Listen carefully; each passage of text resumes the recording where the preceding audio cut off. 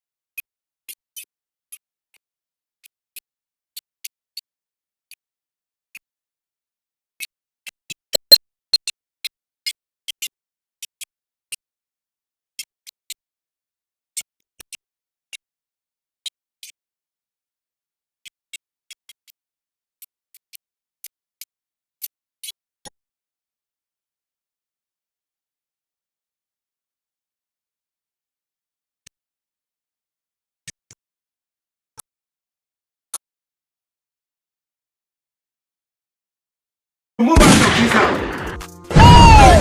Funke! Funke! Ha! I want to hear of this. I want to about this.